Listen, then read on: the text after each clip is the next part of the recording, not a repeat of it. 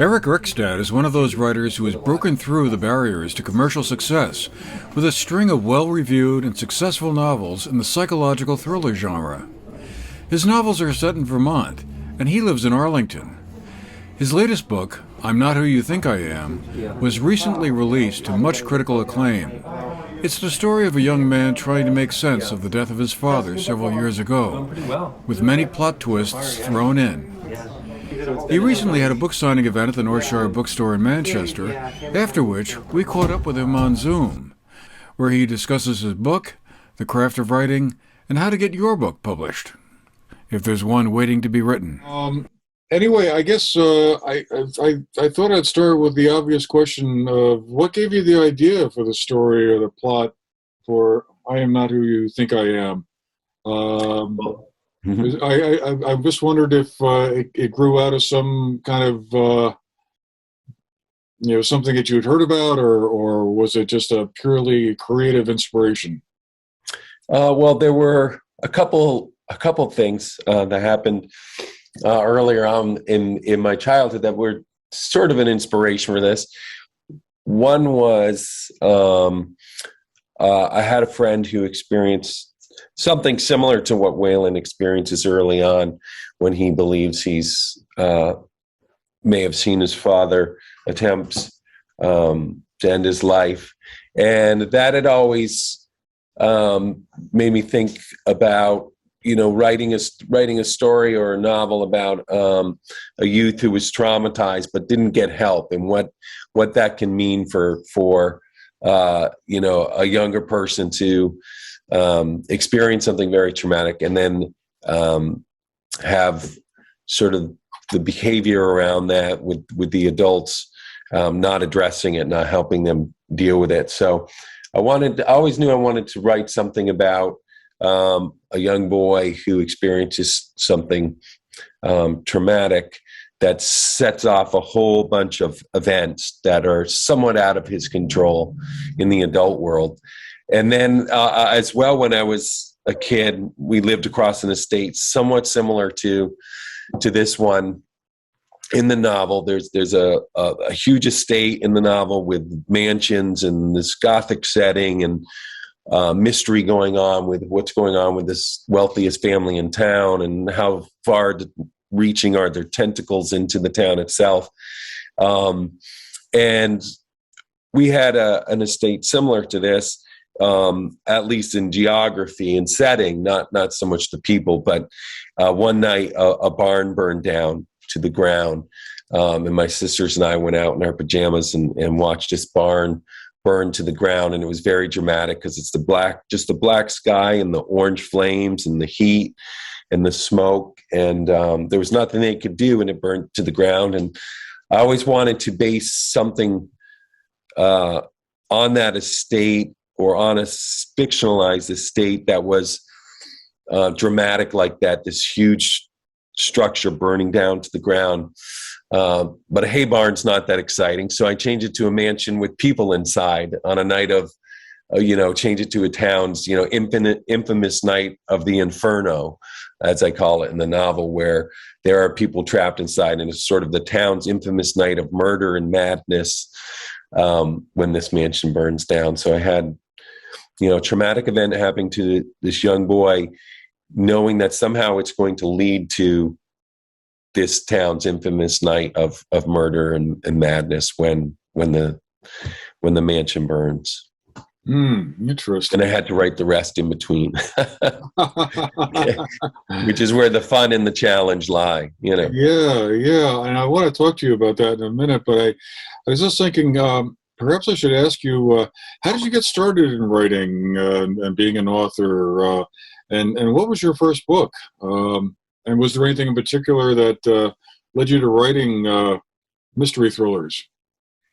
So I was a reader really young. I really loved to read. I really loved books. I really, very early on, my mom was a reader, and she was also a big fan of dark sort of noir movies from the 50s and 60s, Kiss of Death and movies like that, and introduced me to Hitchcock early. But I love to read, and in fifth grade, I was part of our librarian had a what she called literary luncheon, where a few of us would meet in the principal's office once or twice a week during lunchtime, and instead of playing outside or enjoying recess, we would discuss Encyclopedia Brown and Judy Blume books and things like that.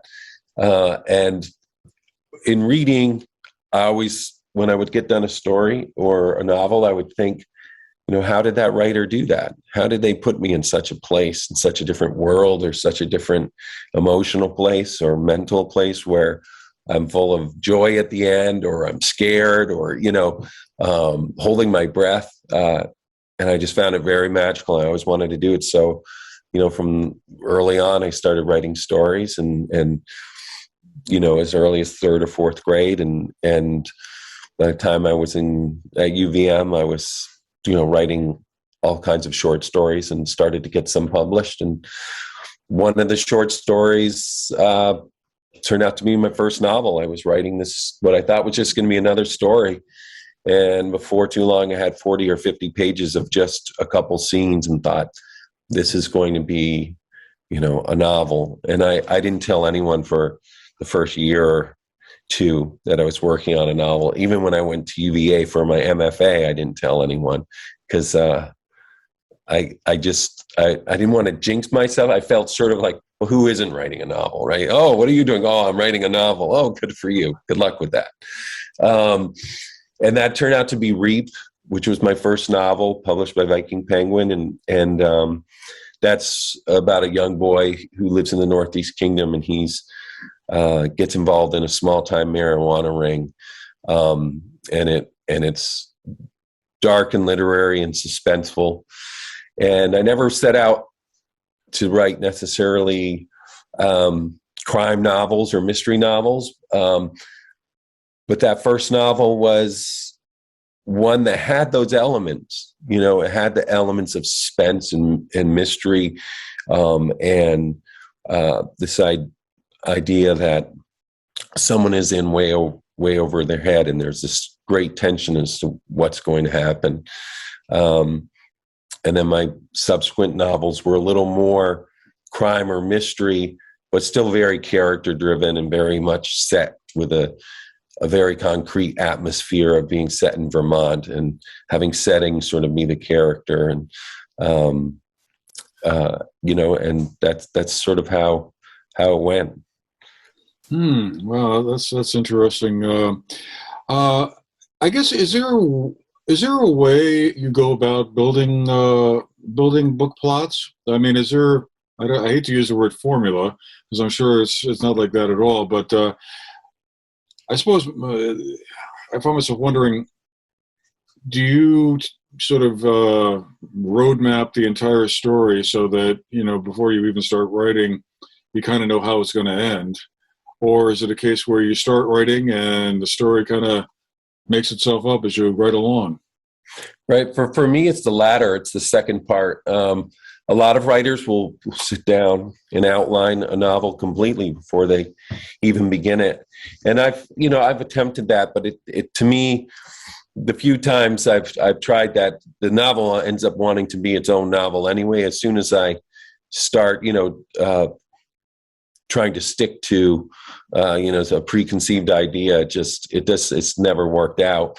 And I know a lot of authors who, do strict outlining, and then the same thing happens to them, even though they've spent, maybe a couple months outlining and plotting this novel. And then as soon as they're into it, all bets are off. So for me, it's been, I'll start with a really strong, powerful image that I feel is, and know and trust at this point, that is worthy of a novel.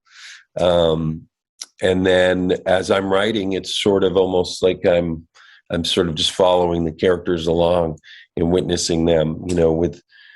With this novel, I Am Not Who You Think I Am, this young boy comes home early from school at about 8 years old and finds his father there and believes he witnesses his father end his life. And he finds a note, which is the whole crux of the novel, which says, "I am not who you think I am." And for me, I didn't know the boy was even going to find that note. And I didn't know what the note was going to say until the boy turned it over and read it. So there's a lot of that with how I write. And then as I go along, my subconscious starts to come to consciousness where, oh, okay, this is what's going on. And then I can rewrite it once I have a draft and really craft it and really work at, trying to make all the elements of the plot work really tight and have things that happened earlier that maybe you read past quickly become very profound and meaningful later on in the novel toward the end. I think that's what works for me. And reading a lot, I think you absorb structure. I read as much as I can and as deep and wide as I can. Stuff that is not at all what I write like, but you always can absorb something, I think, from reading anything at all. So that's sort of my approach. It's just write and discover as I go, and that discovery for me is a huge amount of the pleasure that I get out of the process. Are there some writers that have influenced you a lot, or to some degree that you think, not that you're trying to kind of follow in their footsteps necessarily, but their approach or their style kind of showed you a pathway to how you wanted to write? Yeah, there's a lot of writers. I mean, there's so many writers that influenced me along the way. Everywhere from early on after sort of Encyclopedia Brown and those books when I was really young. 7th grade, a English teacher had us read The Telltale Heart for the first time, and I was like, "Oh, this isn't Encyclopedia Brown at all. This is something altogether different." And then, the early short stories of Stephen King when I first read them, that led to me reading more of his novels. And Springsteen's music was huge. The Born to Run album and the Nebraska albums had a big impact on me. They have this, they're romantic in the classic sense, in that they have a romanticism, but a darkness to them too, and a loneliness to them. And that's sort of what I've always tried to capture in mine is this, there's a sense of loneliness, but there's a sense of wanting to belong and wanting to reach out. But also that's a sense of darkness as well. I really like Dennis Lehane's work. I like work that has a strong setting. And even though his are set in the greater Boston area, they have that setting, those neighborhoods. But he's also not afraid to write tragic endings, which I wanted to do with this.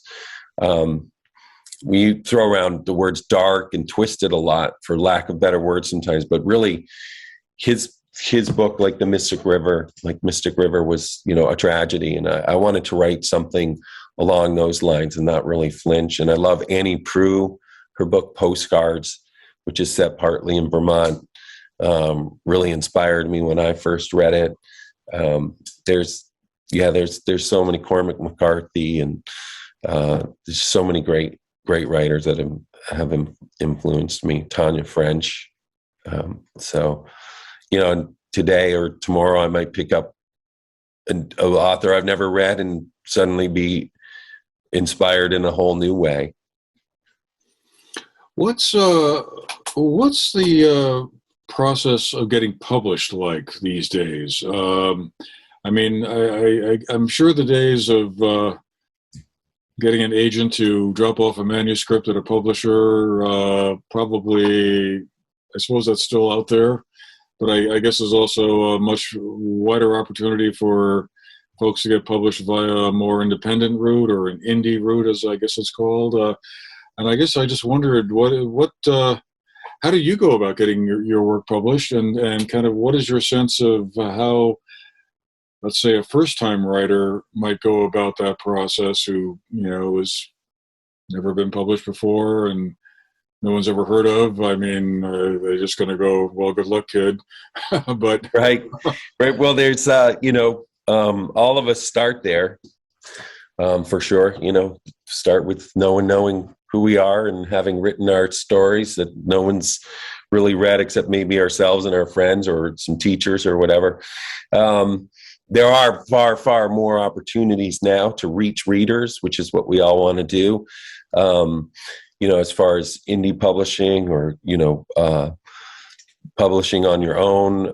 If someone wanted to go that route, that's more and more a route that can be taken, and you can sort of take it upon yourself to create your own covers and your books and reach people. It's more difficult to get the physical book into a store, but certainly you can reach people, online and print on demand and ebooks. The traditional route is probably still the most common one, which is the publishers that you'll find, publish books that you find in the bookstores and online. And Audible's big now too, bigger and bigger every day. My own route was to, I think, for people who are starting out and they have a manuscript they really like and they think this is where I want it to be, and I've had maybe a couple other people read it, and I've rewritten it numerous times, and this is what I want the world to read.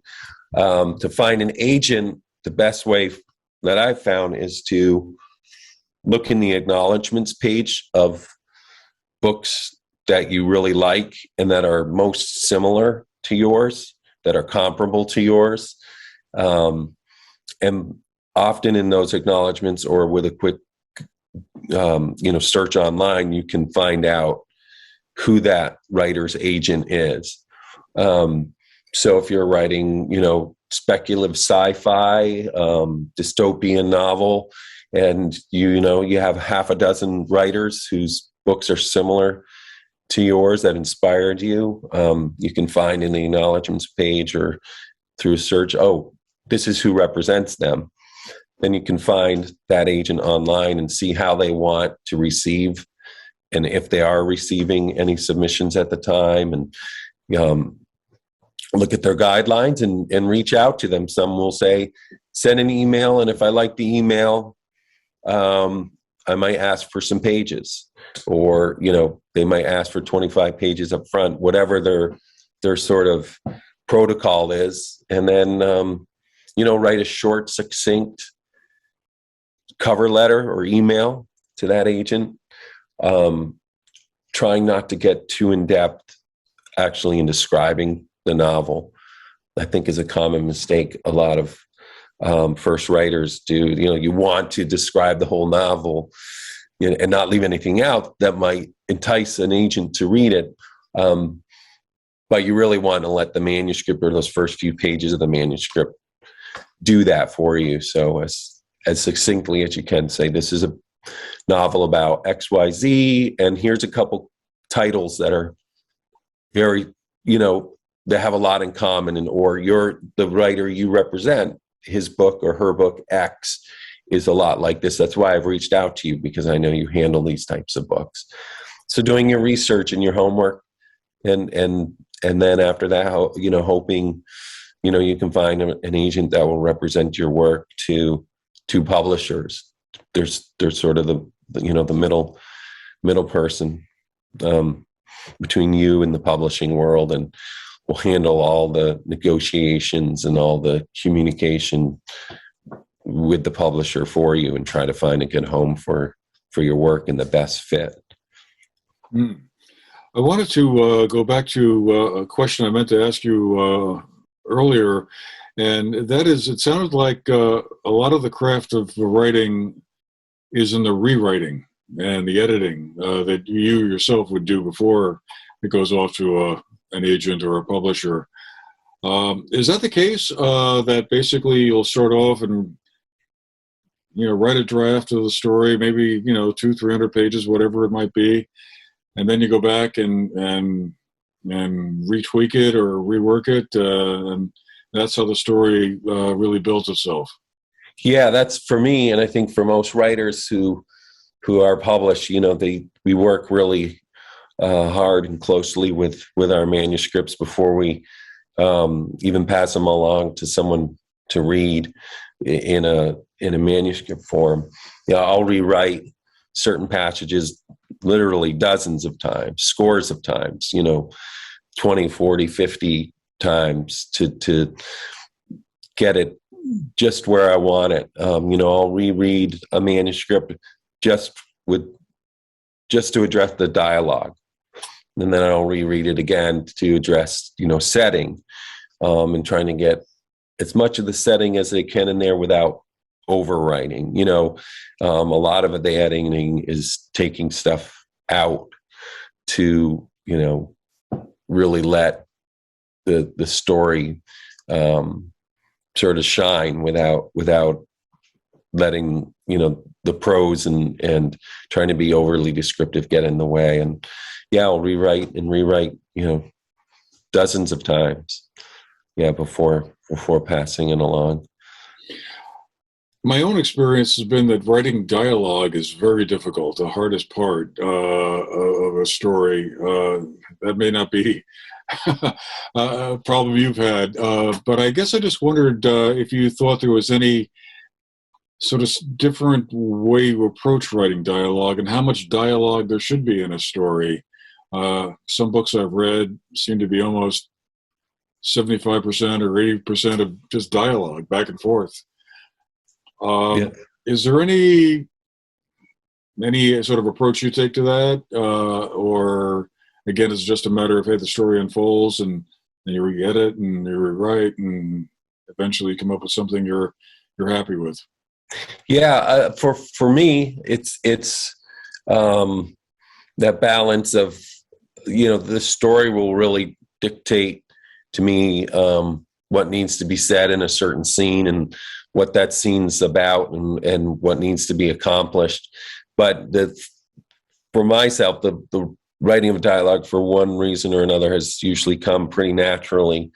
Because once the characters are up and running, I sort of understand who they are and what they might say. And they sort of they just take the stage for me and start talking. And, I will then edit back the dialogue quite a bit, so that it really moves. Dialogue should, I feel, really move things along and add to what's happened in the story, in new ways, and build on what's happened, and it should either help create a different or better understanding of the character and a different and better understanding of the plot and what's at stake.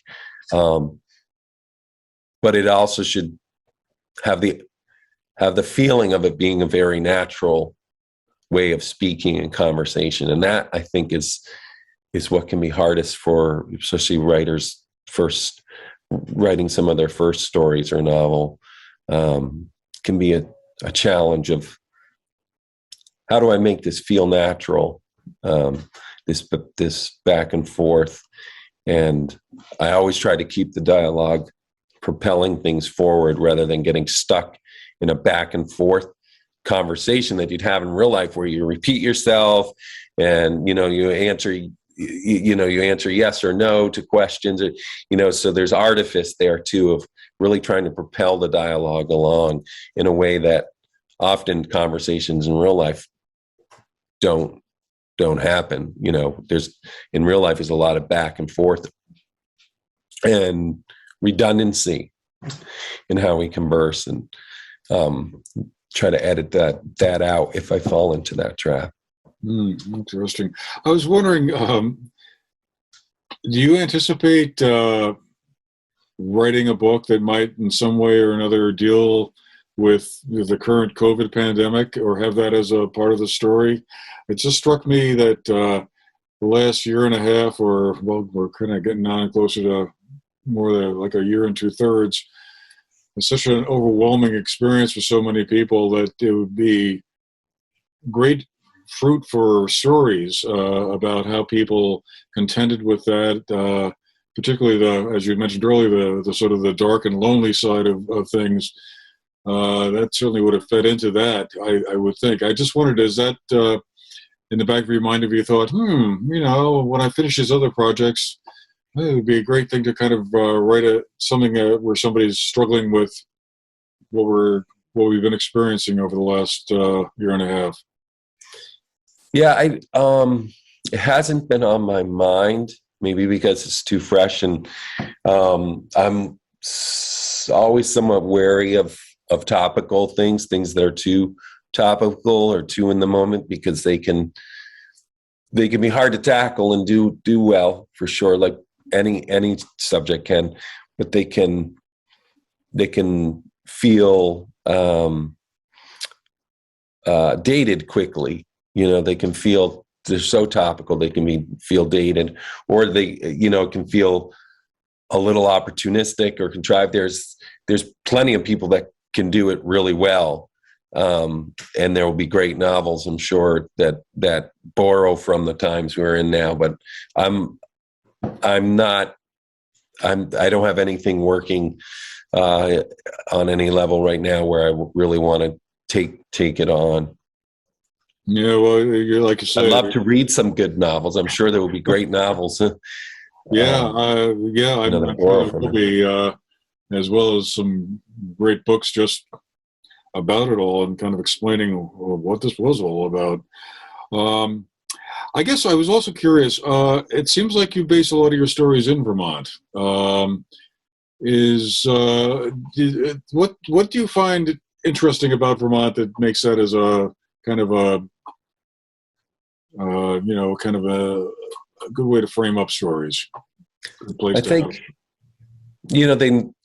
my stories naturally grew from the place I knew and loved, and that meant a lot to me. So earlier on, the stories I wrote, the short stories I wrote in my first novel, were naturally set here in Vermont. And then I found that I had more to say and more to work with each new novel, and that the characters lent themselves to living here. I like the idea of sort of the Gothic, brooding, dangerous woods and outdoors, and the history and the old homes and the abandoned farms and all of that. All of those things really lend toward the atmosphere that I like in a novel, and the sense of sometimes claustrophobia. I have one novel that's almost entirely set during a period of fog. And I like the contrast between the beauty, like, today is, one of the most beautiful days you could ask for, a beautiful October day, and it's gorgeous outside, and the leaves are, hanging on to just post peak, but it's still gorgeous. But that there's an element of deception there, which is a great metaphor, that you could go into the woods. I'll go on a nice hike today, and then, the weather suddenly turns, or you get turned around and it's starting to get dark, or you run into the wrong people who are in the woods for the wrong reasons, poachers or whoever. And that lends itself to good drama as well, sort of that contrast between, what feels beautiful and safe and serene and peaceful and can quickly go badly and dark. And I think there's a lot of opportunity still for that by setting them in Vermont.